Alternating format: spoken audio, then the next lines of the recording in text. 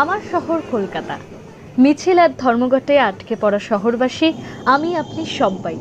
তবুও রোজ কখনো রাজপথ কখনো গলিতে বেরোনো হয় আমাদের।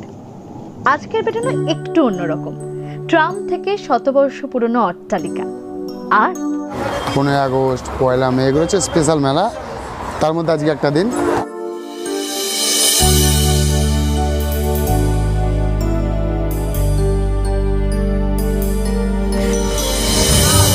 এমনি এমনি তো বাইরে বাইরে ঘুরে বেড়াই আমরা, কিন্তু আজকের ঘোরাটা কিন্তু বিশেষ। আজকে বাইরে না, আজকে ঘুরছি আমাদের শহর, আমাদের নিজেদের শহর কলকাতায়। এবং আজকে একটা বিশেষ দিন, কারণ আজকে হলো প্রজাতন্ত্র দিবস। প্রজাতন্ত্র দিবস মানেই ছুটির দিন। তো আজকে ছুটির দিনে এই কলকাতা শহরের যে রূপ সেটা নিজে তো ঘুরবো, কিন্তু একা না, আপনাদেরও ঘুরে দেখাবো। দেখতে থাকুন।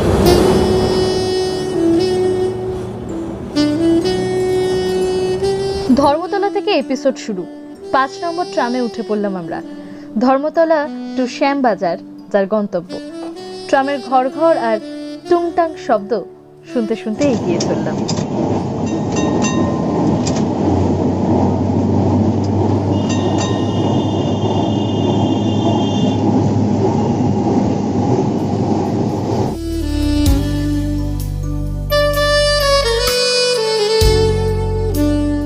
1873 থেকে জার্নি শুরু এই ট্রামের। এশিয়ার ওল্ডেস্ট অপারেটিং ট্রাম হিসেবে আমরা ট্রাম নিয়ে গর্বিত বলাই যায়। কিন্তু মিনিট 20 পর আমরা পৌঁছে গেলাম গন্তব্যে।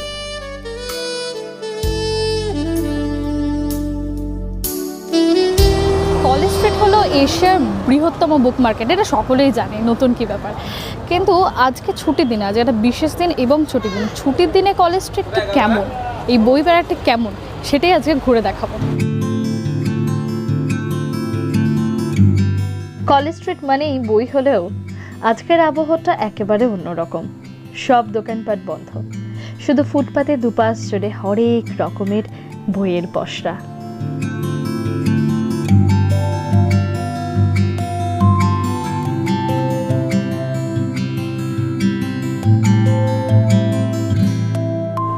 আজকের দিনে সবথেকে বড় যেটা স্পেশাল হলো সেটা হচ্ছে পুরো কলেজ স্ট্রিট মার্কেটে পুরনো যত বই আছে, যার স্টকে যা থাকে পুরনো, সবাই সেটা নিয়ে আজকে কলেজ স্ট্রিটে এসে বসছে।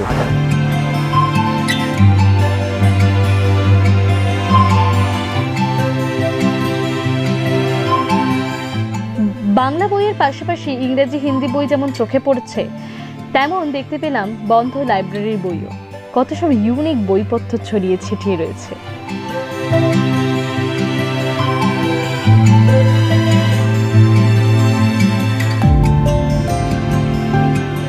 কলেজ স্ট্রিট, এই জন্যই তো সবার এই এত ভিড় ভাট্টা। সবাই আসছে, দেখছে, আমরাও আছি, সবার সঙ্গে চেনা পরিচয়। এটাই তো বই বই হয়, বই বই হয়। এবার উপরওয়ালা নিয়েও না, দিয়েও দেয়। আসবে না, আসবে না, আসবে না দাদা, মরে যাবো, আসবে না।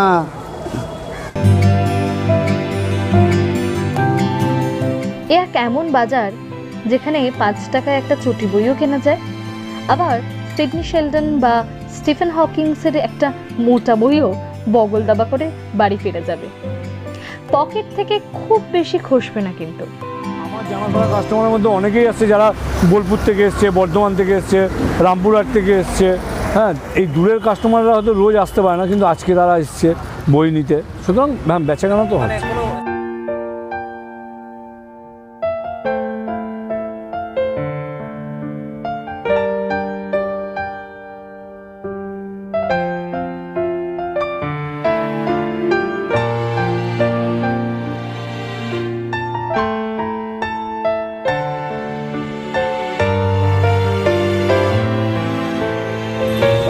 ট্রেনটাই চলে এসছে বাংলা গল্পের বই। এখন মূলত বাংলা গল্পের বইয়ের যে হাওয়াটা বইছে, তাতে বাংলা গল্পের বই বিক্রিটাই বেশি, তুলনামূলক অনেক বেশি। এখানে তো মোটামুটি আমি এসছি আজকে সকালবেলা 7:15। হ্যাঁ, মোটামুটি 7:30 থেকে এই বিকেল 4:30 5টা পর্যন্ত তো সবাই থাকবেই।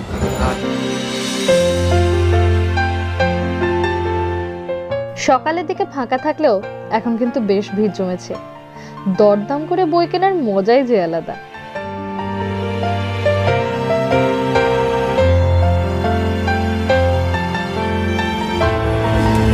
কি বই পাবেন না বলুন তো এখানে, মানে এটা যেমন ন্যাশনাল জিওগ্রাফিক ট্রাভেলার ইন্ডিয়া, এটার পুরো একটা সিরিজ ধরে আছে। আবার এটাও যেমন এদিকে আছে, আবার এদিকে হ্যাংলা হিসেল আছে, এছাড়া আনন্দ মেলা আছে, আনন্দ লোক আছে। আর শুধুমাত্র তাই না, এছাড়া অনেক অনেক গল্পের বই আছে। আর খুব মজার বিষয় হলো এই বইগুলো কিন্তু খুব সস্তায় পাবেন, এর থেকে সস্তা আর কোথাও পাওয়া যায় না।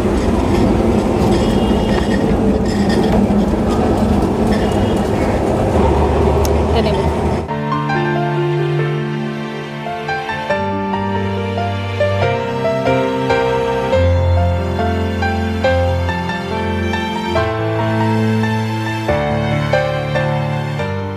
আজকে যেহেতু সাধারণতন্ত্র দিবস, তাই তারও কিছু ভিজুয়াল দেখাবো আপনাদেরকে।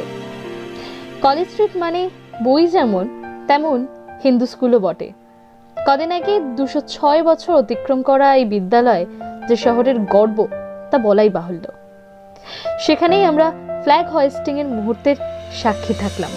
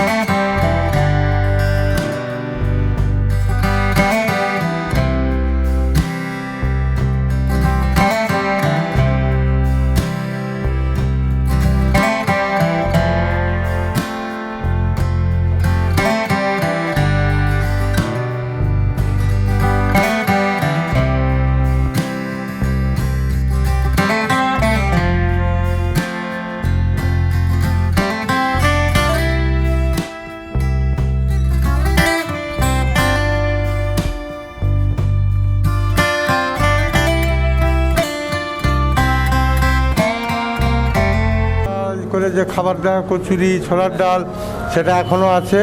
আচ্ছা, তখনকার দিনে আরও আগেকার দিনে দুপিড়ি আগে ওই রামকৃষ্ণদেব সারদা দেবী এরা সব এখানে খেতে এসেছিল। গিরিশ ঘোষ, হ্যাঁ হ্যাঁ, এখানে খেতে আসতো তখন, হ্যাঁ, কলা পাতা করে।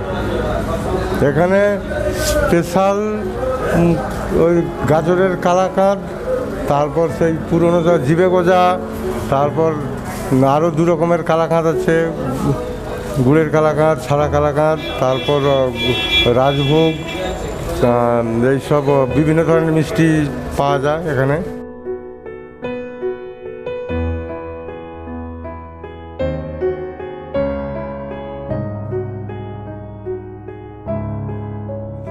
কচুরি একবেলা হয় 3টে পর্যন্ত, আর বিকেলা হয় লুচি তরকারি, সকালবেলা কচুরি ছোলার ডাল।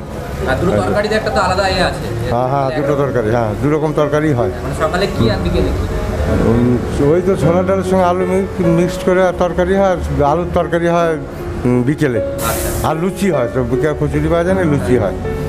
আর এমনি সকালবেলা খোলে কখন? 8:30টায়। আর রাত্রেবেলা? রাত্রেবেলা বন্ধ হয় 8:30টায়, বন্ধ হয়ে যায় 8:30 to 8:30।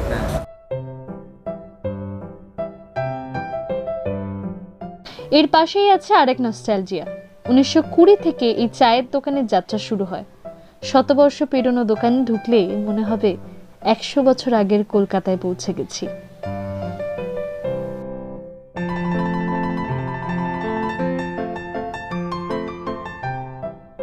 কাঠের চেয়ারগুলোয় বসে মজলিসি আড্ডা জমাতে কিন্তু দিব্যি লাগবে। বাঙালির চিরপরিচিত চায়ের সাথে টা হিসেবে নোনতা বিস্কুট আর ডিম পোচ হলে কেমন হয়? আর এদের ডাবল হাফ চায়ের রহস্য, সে নিয়ে অন্য একদিন গল্প শোনাবো। আর চলুন উত্তর কলকাতার অলিতে গলিতে বেড়ানো যায়।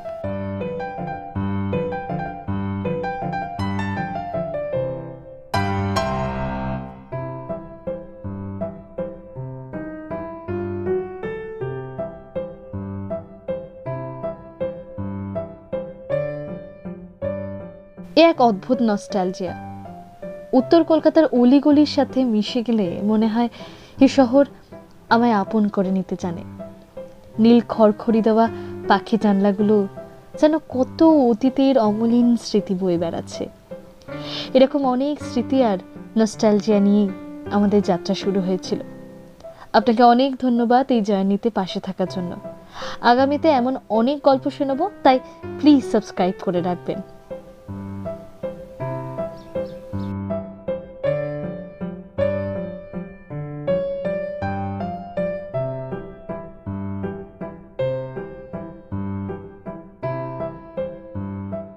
স্বাধীনতার পূর্বে তৈরি হওয়া এই ছোট্ট ব্রিজ কলকাতার এক ইতিহাস।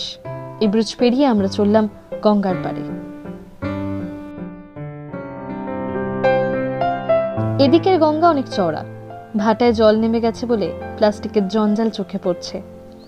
আমাদের দ্বারা সৃষ্ট হওয়া দূষণ প্রতিনিয়ত চোখে পড়ে বেড়াতে গিয়ে বা এই শহরে।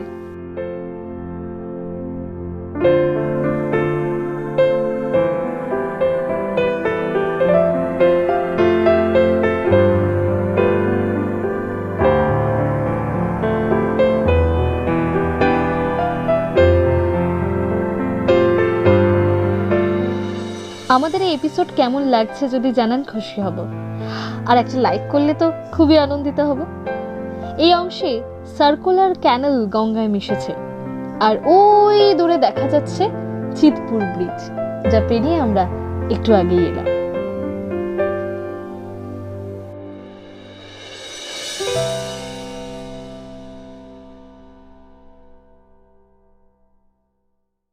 লাইন ধরে 300 মিটার মতো এলেই এই ঘাট। এখান থেকে ঢিল ছোড়া দূরত্বে মায়ের বাড়ি অবস্থিত। আজ আমরা গেলাম না সেখানে। বাগবাজারের ইতিহাস নিয়ে এক এপিসোডে মায়ের বাড়ি সহ অনেক ইতিহাস দেখাবো আপনাকে। চ্যানেলটা সাবস্ক্রাইব করে রাখতে ভুলবেন না কিন্তু।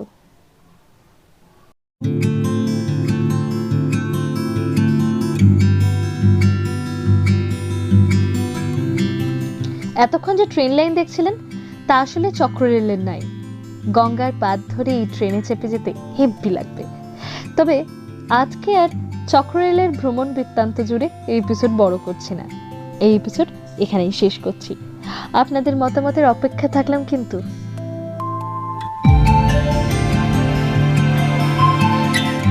আমরা বং কান্ট্রি রোডস, আর আমরা ঘুরে বেড়াই শহরের অলিতে গলিতে। ইতিহাস, স্মৃতি আর নস্টালজিয়ায় জুড়তে পারেন আমাদের। নক করুন আমাদের ইনস্টাগ্রামে এবং ট্যাগ করতে পারেন এই হ্যাশট্যাগে।